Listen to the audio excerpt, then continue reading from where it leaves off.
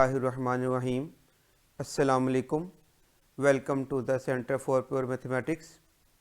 Abstract algebra के हवाले से आज की लेक्चर सीरीज़ में हम स्टार्ट करेंगे कि रिलेशन से हम क्या मुराद लेते हैं और इसकी किस तरह से हम इसको अप्रोच करें। इसकी एग्ज़ाम्पल्स के हवाले से, इसकी कुछ टाइप्स के हवाले से आज कुछ हम गुफ्तगू करेंगे। लेकिन ये बात स्टार्ट करने से पहले जिन लोगों ने हमारे चैनल को अभी तक सब्सक्राइब नहीं किया वो इसे सब्सक्राइब कर लें और इसको शेयर करें। वीडियो पसंद है तो इसको लाइक करें।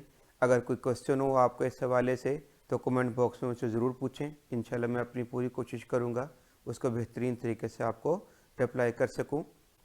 आइए बात शुरू करते हैं। रिलेशन, जैसे कि हमने लास्ट लेक्चर में देखा था कि Cartesian product of two sets से हमें क्या मुराद ली थी। दरअसल रिलेशन इसी बात के तसलसल की अगली कड़ी है कि let A and B any two sets. ए और बी हमारे पास कोई से दो सेट्स हैं। A relation R is any subset. Relation R से मुराद क्या होगा? Any subset of A cross B, कि ए क्रॉस बी का कोई सा भी सबसेट आप ले लें वो दरअसल क्या कहलाएगा? रिलेशन कहलाएगा। इसका मतलब क्या हुआ कि हमने कोई नई बात नहीं की है, सिर्फ हमने हालात के तब्दील होते ही उन चीज़ों के नामों को थोड़ा सा क्या कर दिया? तब्दील कर दिया है। जैसे कि हमने लास्ट लेक्चर में देखा था कि ए क्रॉस बी के सबसेट्स को हम कैसे विजुलाइज करते हैं। अब सिर्फ हम क्या कह रहे हैं कि उन सबसेट्स को हमने, यानी कि जो कार्टेशियन प्रोडक्ट के सबसेट्स हैं उनको हमने सबसेट नहीं बोलना, बल्कि उनको हमने क्या बोलना है? रिलेशन बोल देना। उनको हमने क्या बोल देना है? रिलेशन बोल देना है। ठीक है। ऑब्वियसली चूंकि आपके पास ये Cartesian product A cross B है तो लिहाजा इस सूरत हाल में हम आर को कहते हैं कि रिलेशन है फ्रॉम ए टू बी। रिलेशन कहाँ से कहाँ पर है? From A to B. Example देखिएगा, हमारे पास क्या है? ए में ए और बी हमारे पास दो सेट्स हैं। ए में हमारे पास 1 2 और बी में ए बी मौजूद हैं। ए क्रॉस बी हम निकाल सकते हैं जैसे कि हमने पिछले लेक्चर में सीख लिया हुआ है। आगे देखिएगा, अब इसका कोई सा भी जो सबसेट होगा वो हमारे पास क्या कहलाएगा? रिलेशन कहलाएगा। देखिएगा R1 के अंदर हमने इसका एक सबसेट लिया, बिल्कुल ये बात 1A और 1B, और ये सबसेट है किसका? ए क्रॉस बी का। क्यों? हमने देखा उस दिन लास्ट लेक्चर के अंदर भी बात तय कर ली थी कि जब भी हमने ए क्रॉस बी के सबसेट को देखना है तो हमने दो बातों को कंफर्म करना है। एक कि उसकी जो ऑर्डर पेयर आने चाहिए, और दूसरा उसके अंदर क्या आने चाहिए कि जो पोजीशनिंग हमारे पास ए क्रॉस बी के अंदर है वही पोजीशनिंग किस में आनी चाहिए? R1 या उसका जो सा भी सबसेट बनेगा उसके अंदर वही पोजीशनिंग आनी चाहिए। मुराद क्या है कि और हर ऑर्डर पेयर का पहला एलिमेंट जो सा सेट ए में से होना चाहिए और दूसरा एलिमेंट कहाँ से होना चाहिए? सेट बी में से होना चाहिए। इसी तरह से आप R2 को दे सकते हैं, 2A और 2B, ये भी सबसेट ए क्रॉस बी का। इसका मतलब क्या हुआ कि R1 भी रिलेशन है एक ए से बी की तरफ, R2 भी रिलेशन है फ्रॉम ए टू बी। अब अगली बात देखिएगा, R3 में हमने एम्प्टी सेट लिया। Obviously empty is always a subset of A cross B, it means that R3 will also be a relation. And in the last one R4 हमारे पास इसके बराबर है, ए क्रॉस बी के बराबर आ रहा है, और ए क्रॉस बी भी जो सा हमारे पास क्या है? सबसेट होता है, इट सेल्फ होता है। तो लिहाजा R1 भी रिलेशन है, R2 भी रिलेशन है, R3 भी, R4 भी, सारे के सारे क्या हैं? कुछ एग्जांपल्स हमने कोट किए हैं रिलेशंस की from set A to set B.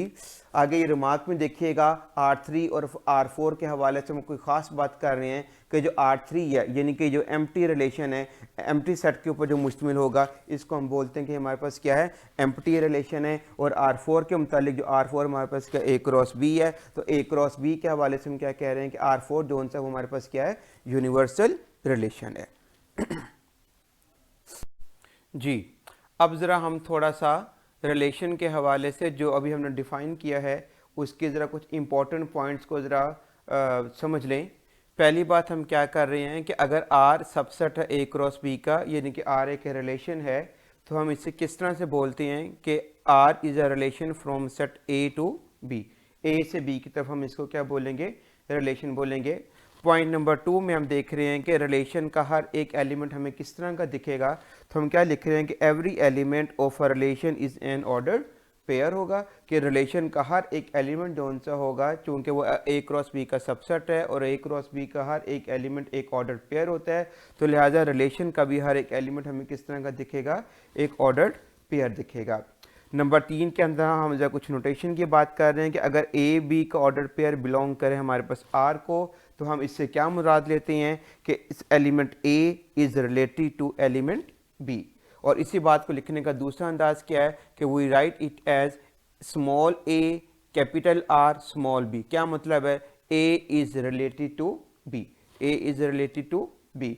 और लास्ट वन में हम रिलेशन के डोमेन और रेंज के हवाले से बात कर लें कि अगर हमारे पास कोई रिलेशन आर है 1a और 2a के ऊपर, तो जो ऑर्डर रिलेशन के अंदर मौजूद ऑर्डर्ड पेयर्स के फर्स्ट एलिमेंट्स का जो सेट होगा, रिलेशन के अंदर तमाम ऑर्डर पेयर्स के आपने पहले पहले एलिमेंट जोन से आ रही हैं, पहली पहली पोजीशन पर जो एलिमेंट आ रही हैं, या यूं कह लें कि एक्स कोऑर्डिनेट पर जो एलिमेंट्स आ रही हैं, उनका आप एक सेट बना लें जैसे हमने बनाया 1 और 2। ये क्या कहलाता है? रिलेशन का डोमेन कहलाता है। और जो ऑर्डर्ड पेयर्स के सेकंड एलिमेंट्स का सेट होता है, जो यहाँ पर हमारे पास क्या आ रहा है, ए आ रहा है, वो हमारे पास क्या कहलाती है? रिलेशन की रेंज कहलाती है। और रिलेशन की क्या कहलाती है? रेंज कहलाती है। और ये वाला जो पॉइंट है, ये हमारे लिए बड़ी अहमियत का हामिल है कि एक मैं मेन फ़र्क यहाँ बताता चलूँ कि रिलेशन के अंदर हमारे पास डोमेन जोन सी होती है वो रिपीट हो सकती है, लेकिन फंक्शन के अंदर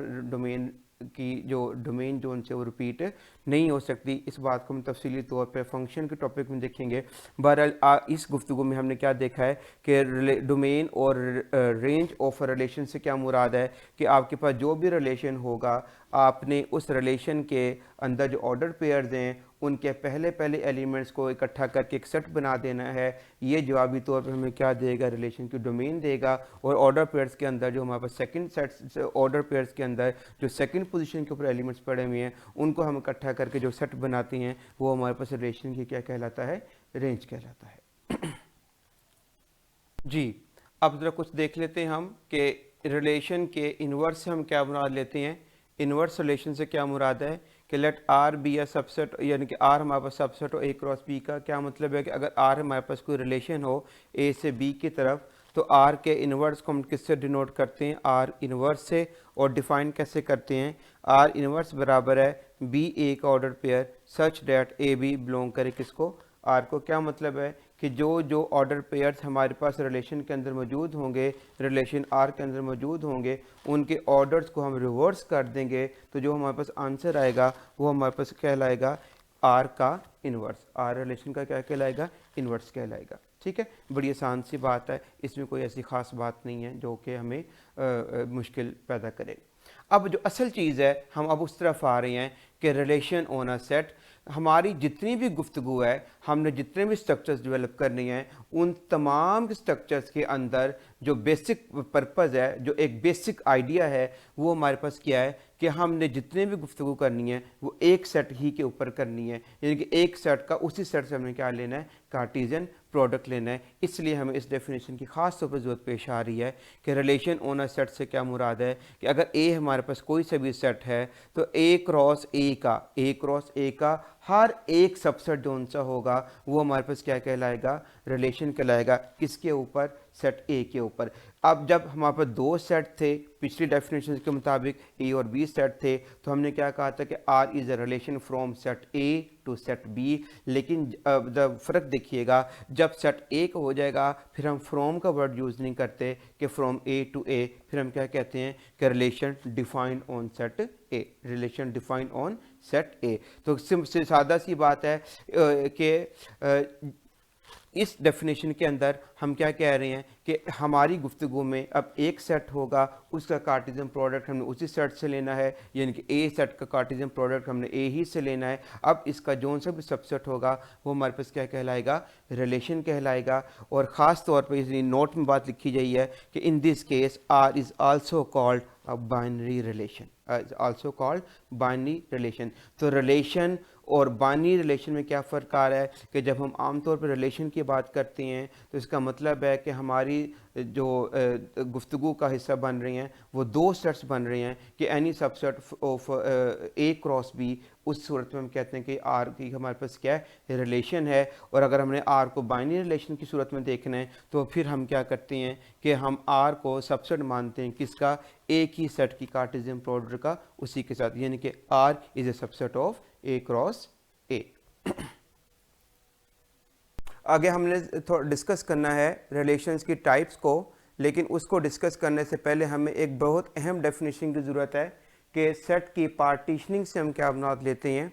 आइए देखते हैं कि अगर late A1 A2 A3 so on AN हमारे पास एनी सबसेट्स हैं किसी भी सेट A के, ठीक है, तो हम क्या कहते हैं कि ये जो सेट्स हैं A1 से लेकर AN तक ये डिफ़ाइन करते हैं पार्टीशन सेट A की। अगर इनमें दो बातें आ जाएं, एक कि अगर हम इन तमाम सबसेट्स का यूनियन लें तो हमारे पास सेट इटसेल्फ आ जाए, और दूसरा इन तमाम सेट्स में A1 से लेकर AN तक कोई दो सेट्स भी आपस में उनके दरमियान में कोई चीज़ भी कॉमन ना हो, यानी कि वो क्या हो, डिसजॉइंट हो। तो पार्टीशनिंग ऑफ अ सेट से क्या मुराद हुई कि किसी भी सेट को उसके सबसेट्स में इस तरह से तोड़ा जाए कि जब हम उनको इकट्ठा करें तो हमारे पास पूरे का पूरा सेट आ जाए और उनमें कोई चीज़ भी कॉमन ना आए। जैसे कि आप एग्जांपल्स देख सकते हैं कि सेट ए हमारे पास है 1 2 3 4 5। अब देखिएगा सबसेट हम इसके दो बना रहे हैं।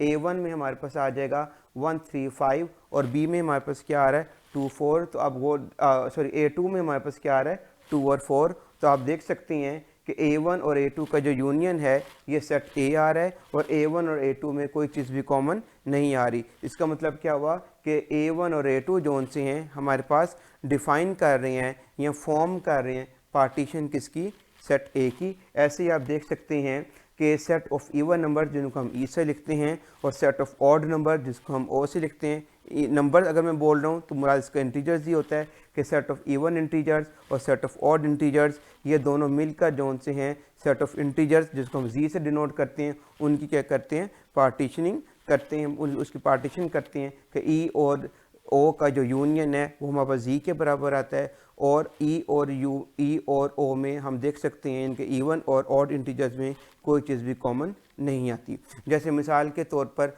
अगर आप किसी एक पिज़्ज़े को लें और उसके आप 8 स्लाइसेस बना लें तो और कोई पीस आप ना उठाएं तो आप देख सकते हैं कि ये जो 8 स्लाइस हैं इन्होंने उस पूरे पिज़्ज़े की क्या कर दिया, पार्टीशनिंग कर दी हैं कि वो सारे के सारे जो स्लाइसेस हैं वो एक दूसरे से जुदा जुदा हैं और उनका जो इकट्ठ यूनियन जोन सा है वो हमारे पास पूरे का पूरा क्या आ रहा है, पिज़्ज़ा आ रहा है।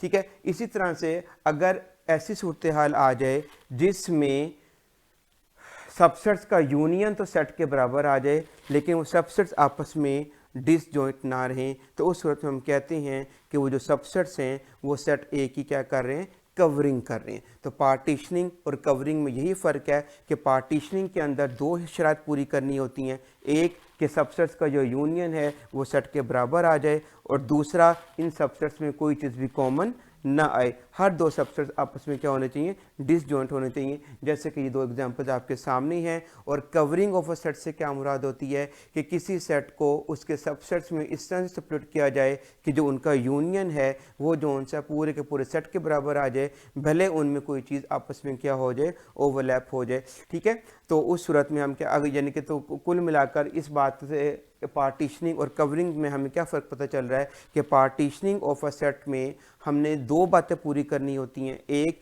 कि वो जो सबसेट्स हैं उनका यूनियन सेट के बराबर आए और दूसरा उनमें कोई चीज़ भी कॉमन, उनके इंटरसेक्शन में कुछ भी नहीं आना चाहिए, यानी कि उनका इंटरसेक्शन क्या होना चाहिए, एम्प्टी होना चाहिए। और जब हम कवरिंग ऑफ अ सेट की बात करते हैं तो सेम डेफिनेशन आपने अप्लाई करनी है मां सिवाय के सेकंड पॉइंट के। सेकंड पॉइंट हम उसके अंदर इस्तेमाल नहीं करते, उनके अंदर intersection disjoint intersection non empty आ भी सकता है ठीक और नहीं भी, और एम्प्टी कवरिंग में इंटरसेक्शन जोन सा हमारे पास एम्प्टी नहीं भी आ सकता। उस अगर एम्प्टी आ जाएगा, अगर इंटरसेक्शन तमाम सबसेट्स के दरमियान एम्प्टी आ जाएगा और यूनियन उनका पूरे के पूरे सेट के बराबर है तो ये केस पार्टीशनिंग में तब्दील हो जाता है। और अगर हमारे पास सेकंड कंडीशन वायलेट हो जाती है, सिर्फ फर्स्ट कंडीशन बाकी रहती है, तो उस सूरत में हम कहते हैं कि जो सबसेट्स हैं A1 से लेकर AN तक ये सेट की क्या कर रहे हैं, कवरिंग कर रहे हैं। ठीक है, उम्मीद है कि आज हमें ये जो आज हमने ये बातें डिस्कस की हैं रिलेशन के हवाले से, बाइनरी रिलेशन के हवाले से,